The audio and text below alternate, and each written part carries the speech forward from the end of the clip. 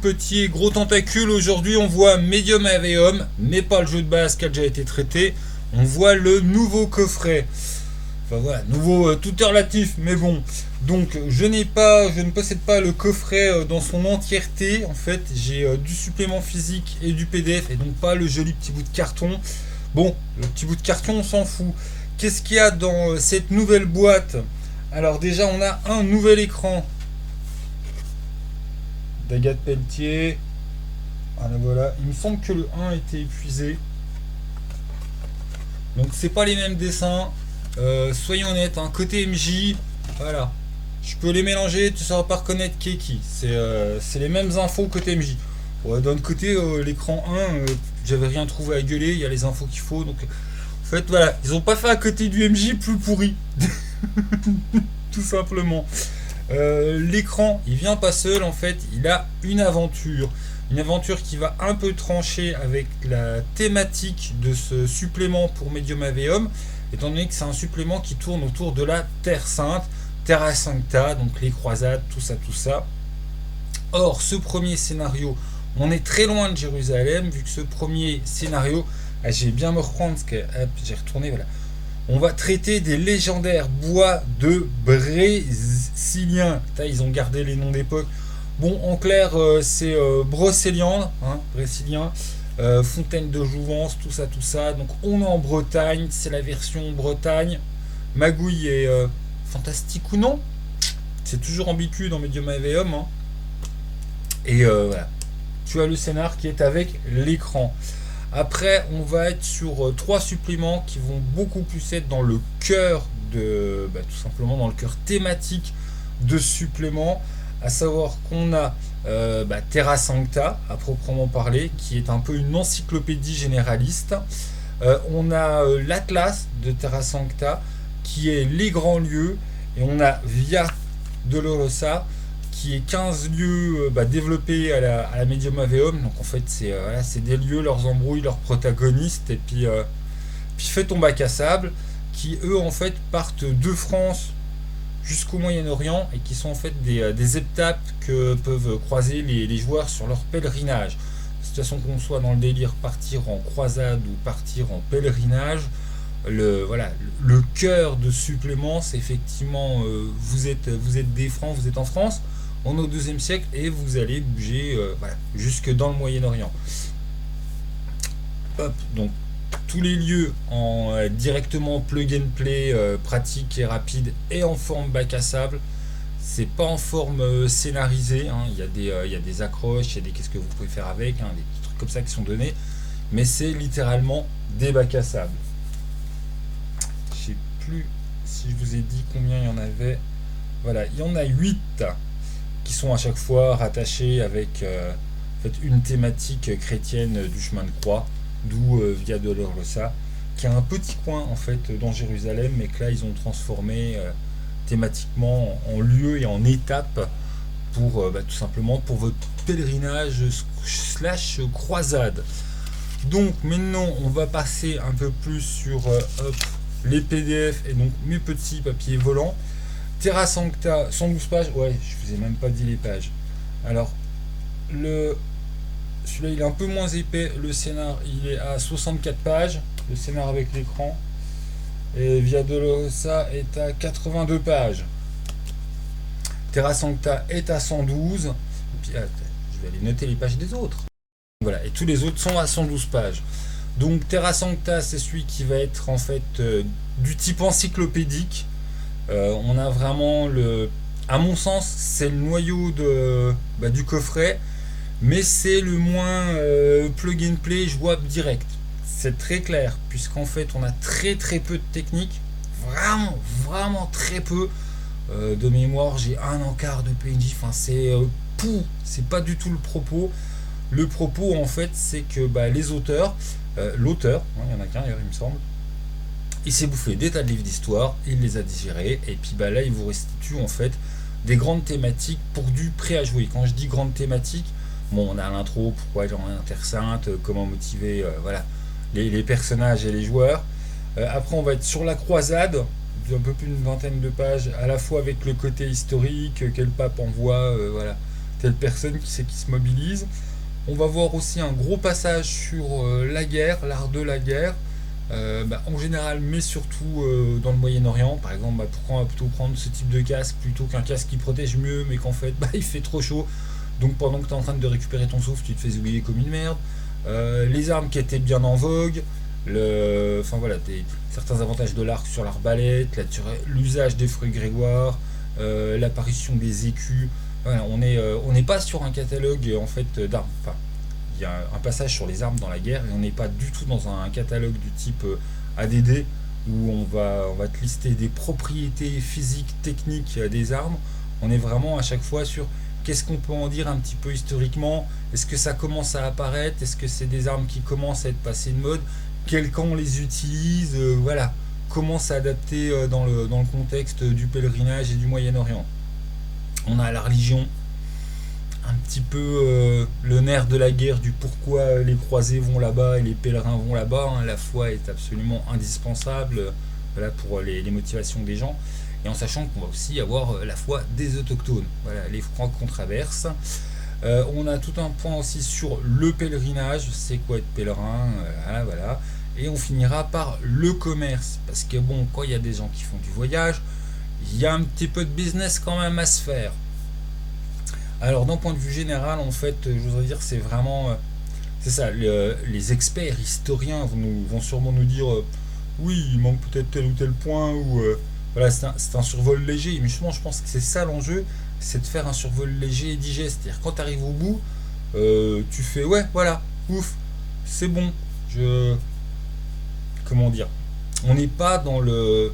Par exemple, si tu prends un jeu historique comme Crime, qui est selon moi une des références voilà, des plus trucs de malade, Crime, après sa lecture, tu te sens prêt à aller passer un doc d'histoire tranquillou. Tu te sens armé. Là, on est vraiment plus, tu vas avoir des notions de culture G, tu vas avoir une bonne vue d'ensemble, mais on n'est jamais sur le truc qui est étouffant. Je pense que c'était déjà quelque chose, en fait, je le souligne lourdement, parce que c'était déjà quelque chose qui était présent dans l'encyclopédie de base. Et voilà, maintenant c'est clair, hein, c'est une des volontés de la gamme de faire du jeu historique, mais faire du jeu historique abordable pour les néophytes. Voilà. Moi je vais être très clair, hein, je me situe vraiment en tant que néophyte. Je suis pas du tout un gros balèze d'histoire et surtout pas de cette période. Et pour moi c'était bien assez. N'en mettez pas plus s'il vous plaît. Enfin bon, je me suis bouffé aussi Miles Christis quoi. Mais voilà, c'est pas trop étouffant et je pense qu'effectivement tu peux le mettre entre les mains d'un nouvel MJ. À la fin, il aura la sensation d'avoir appris plein de trucs, mais il sera pas obligé de bloquer 3 mois voilà, pour réussir à ingurgiter l'énorme somme de connaissances. D'ailleurs, qui va dans ce sens, à chaque fois les chapitres ont un truc assez marrant, ils reprennent tout le temps à peu près le même intitulé, genre la guerre, la religion, voilà, pendant vos parties de Medium Aveum. Et en fait, tu as 4-5 pages qui vont être comment tout ce que tu viens de te bouffer de culture G historique sur telle ou telle thématique, tu vas pouvoir en faire quelque chose pour ta partie. Voilà. Et je trouve que ce sont des passages extrêmement bienvenus parce que sinon, là, c'est un résumé d'encyclopédie de choses factuelles que tu vas apprendre. Et c'est vrai que bon, quand tu arrives à la fin des chapitres, bon, t'as pas le cerveau qui chauffe parce que justement, il y a eu tout un travail de tri. Mais tu peux quand même te sentir, oh, qu'est-ce que je vais en faire de tout ça? Et à chaque fois, voilà, t'as quelques pages quand même où on t'aide bien à dire, ouais, mais en fait, ça sert à ça, ça, tu vas pouvoir le mobiliser là-dessus, ça va pouvoir faire tels enjeux dans ta partie. Donc voilà, c'est bien que ça soit là. Sinon, ça aurait été peut-être un peu plus indigeste et un petit peu plus dur justement de se dire qu'est-ce que je peux en faire de tout ça. Et là, en l'occurrence, c'est présent. D'autres choses à bien noter, non voilà, l'aspect généraliste et puis pas étouffe chrétien, l'aspect très très peu de technique, j'insiste, mais à tel point que justement si t'aimes un autre type de jeu mais que c'est une période qui t'intéresse, le diptyque en fait de Terra Sancta, ce que j'appelle l'encyclopédie, et l'Atlas, ce dont je vous parle juste après, c'est vraiment le noyau dur à prendre qui fait que vous pouvez les utiliser pour d'autres jeux tellement il y a peu de données techniques. Il y en a quelques-unes, mais on est en fait sur des ouvrages du type culturel pour t'aider à appréhender un lieu et une époque qui est pas voilà, qui est dans notre culture G, qui est pas le truc le plus développé. Alors même si oui, au niveau universitaire et tout, il y a des ouvrages dessus, euh, je pense que Rollis lambda et MJ lambda, enfin, on est vite perdu sur ce type d'époque. Et là, vraiment, on va te donner tout pour que ce soit possible.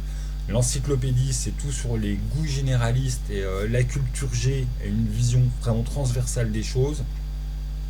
L'Atlas, on va passer à lui.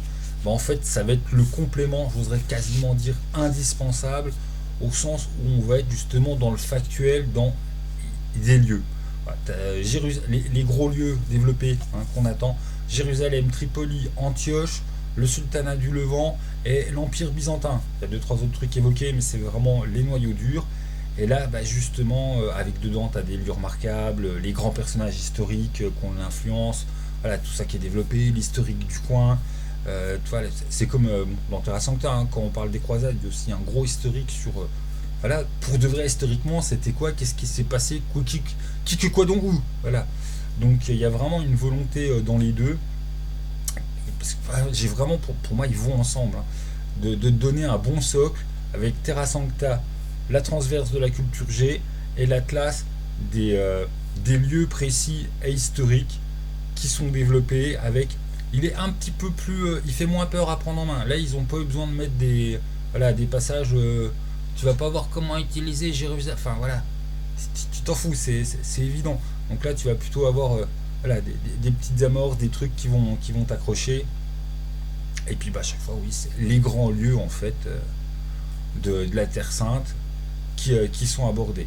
Donc l'Atlas, il a les mêmes caractéristiques, en fait, que Terra Sancta. Très peu de technique. Euh, à mon sens, il est vraiment fait pour compléter l'encyclopédie.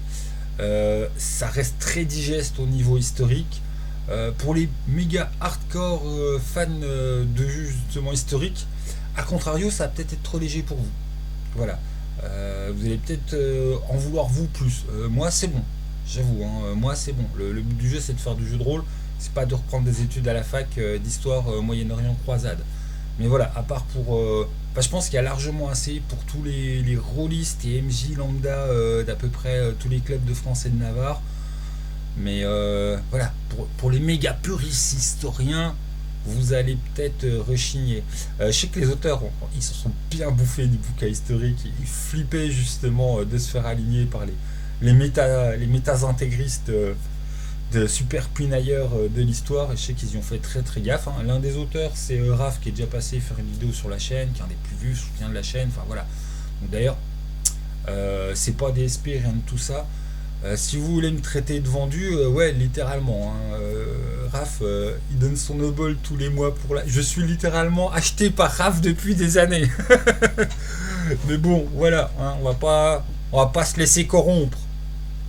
Et voilà, il y a petit conflit d'intérêt. L'un des auteurs n'est pas rien pour moi. Voilà. Et ça s'est dit, j'ai peut-être dû en parler au début ou à la fin, ou pas parler, on s'en fout. Tout simplement pour vous dire qu'effectivement, si vous avez envie de vous passer du jeu de rôle en lui-même, de Medium Aveum, que vous n'aimez pas ses mécaniques, tout ça, mais que c'est une tranche historique qui vous intéresse, Terra Sancta et l'Atlas sont fait pour vous, en fait. Voilà, vu qu'il y a très peu d'aspects mécaniques de Medium Aveum. Je trouve que Via Dolorosa, c'est celui qui complète et qui instaure le triptyque véritablement sur Jérusalem, où on aurait pu se contenter de ces trois-là pour une boîte moins épaisse. Tellement, effectivement, on a une aventure, mais bon, c'est sur Brocéliande, ça aurait pu être dans une autre prod, dans un autre coffret thématique. Genre, toi, un coffret thématique Bretagne, Arthuriane, machin. Voilà, c'est dans le thème. Tout comme Mare Nostrum, qu'on va finir dessus, il va amener des particularités qui fait qu'on aurait pu le voir dans une autre boîte. Bon, mais bon, on va voir. Mais avec Via Dolorosa, en fait, on a véritablement des lieux qui sont. Là, on est dans du clé en main, vraiment. Donc, tu vas avoir tout pour aller en Terre Sainte, avec déjà quelques lieux de Terre Sainte, les grands lieux historiques de Terre Sainte, tout pour pas chier la honte d'un point de vue historique et avoir une mise à niveau. Voilà, tu tu as le droit après d'avoir un joueur qui a un bug d'histoire sans trop avoir honte. C'est vraiment comme ça que j'ai ressenti les bouquins. C'est fait pour mettre tout MJ à niveau historique, mais en essayant de rester digeste.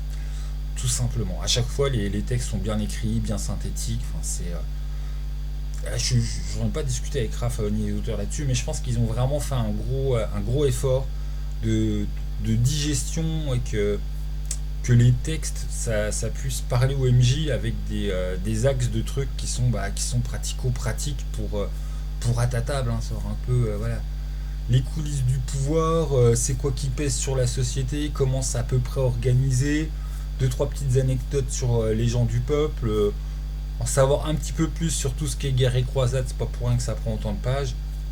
Et puis voilà, grâce à l'Atlas en plus, on a aussi ce basculement sur le côté. Alors, on en sait plus sur le Moyen-Orient et je pense à un bas de page. Mais voilà, on t'invite, tu as pour pouvoir jouer, voilà, non plus des petits francs qui vont en pèlerinage et puis des chrétiens et tout ça, mais tu peux jouer des musulmans. Enfin, tu as assez pour. Et donc, on a vraiment Terra Sancta, encyclopédie généraliste. On commence à focus sur les lieux importants historiques avec l'Atlas. Et on vous livre des lieux clés en main, pré-jeu de rôle, avec déjà plus de techniques, parce que tu as les PNJ, les machins, trucs, avec Via Dolorosa. Et on finira avec, pas mon chouchou, mais je trouve que c'est un beau boulot, Mare Nostrum, parce que bon, du coup, y a des gens qui vont en pèlerinage à pied, pour tout ça, mais il y en a, ils y vont en bateau. Donc en fait, ils ont un peu saisi le coup pour faire le supplément sur la Méditerranée. Et il est vraiment bien fait de synthèse. Dedans, tu as tout ce qui est d'habitude présent sur la gamme Medium Aveum dans un seul bouquin. Tu as de la règle, tu as même des tableaux aléatoires, tu as comment on va gérer les voyages, les bateaux, les machins, tout ça. Tu as aussi des PNJ, des lieux, mais des lieux comme dans Via Dolorosa, donc vraiment des lieux types à rencontrer, machin, du prêt à jouer, du bac à sable prêt à jouer. Et vraiment en 112 pages, je trouve que c'est un très très bon supplément. Il aurait pu aller ailleurs tant qu'on était sur une thématique Méditerranée. Bon, forcément, Terra Sancta c'était la bonne occasion de le mettre là parce qu'il complète bien le truc. On a aussi le côté business. Mais on n'est pas que sur je vais faire mon voyage à Jérusalem par la mer. On est vraiment plus en fait sur le supplément pour fais ton marchand, fais ton magouillou avec tes bateaux dans Medium Aveum. Voilà, c'est le supplément mer intérieure, de la mer Méditerranée pour Medium Aveum. Donc c'est une belle surprise. Moi je trouve que c'était le dernier que j'ai lu. Il y a 2-3 points avant qui font référence, surtout quand ça parle de commerce dans les autres bouquins. Et c'est celui que j'ai abordé un petit peu sur la pointe des pieds en redoutant un peu, en me disant mais qu'est-ce qu'ils ont pu inventer. Il y a des mecs qui font du commerce, ils prennent des bateaux. Pourquoi c'est pas réglé en 6 pages? Ils nous ont fait un supplément de 112 pages, c'est quoi ce bordel? Et en fait, c'est une belle surprise parce que c'est beaucoup plus que juste mes pèlerins prennent le bateau, voilà, combien de jours ils vont passer, hop, je suis arrivé, fin de l'histoire. En fait, c'est vraiment c'est le supplément Méditerranée. J'allais dire des conneries rapport à d'autres jeux, on s'en fout. Voilà, donc c'était mon petit retour sur la dernière boîte, la première boîte de suppléments pour Medium Aveum, d'une grande qualité, bien agréable, en sachant que bon, si vous êtes vraiment intéressé que par l'aspect Terre Sainte, la très bonne prod, c'est l'encyclopédie, donc ce qui était intitulé Terra Sancta et son atlas, avec un peu plus de données techniques. Si tu aimes le système Medium Aveum, grâce à Via Dolorosa, t'as tout pour faire jouer le pèlerinage avec plein d'aventures et de lieux à rencontrer jusqu'à leur arrivée à Jérusalem. La grosse aventure n'est pas une aventure made in Jérusalem, mais une aventure en Bretagne. Welcome to Brocéliande. Et la dernière surprise, la cerise sur le gâteau donc de ce coffret, c'est effectivement les règles de Méditerranée. En fait, le supplément Méditerranée, ils auraient pu nous faire un coffret, machin. Voilà, c'est l'équivalent que tu as d'habitude dans Medium Aveum, dans tout un coffret, mais en tout fin hyper synthétique et c'est surtout sur sur le commerce, les voyages en Méditerranée. Il est vraiment très bien fait. Donc du coup, bon, il s'intègre bien avec la Terre Sainte parce que blablabla, pèlerinage, prendre le bateau ou pas prendre le bateau, il y a un petit peu de commerce, enfin, voilà, il va bien avec le tout, mais un noyau dur et deux petites choses qui s'y rattachent, qui sont à peine plus pas en porte-à-faux, mais en décalé. Mare Nostrum Mare Nostrum ne sert pas du tout que pour aller vous promener à Jérusalem, et un scénario qui ne se passe pas à Jérusalem. Bon, je vous ai bien fait le tour, je veux bien, bonne découverte. J'ai une vidéo de présentation pour ceux qui sont intéressés par Medium Aveum.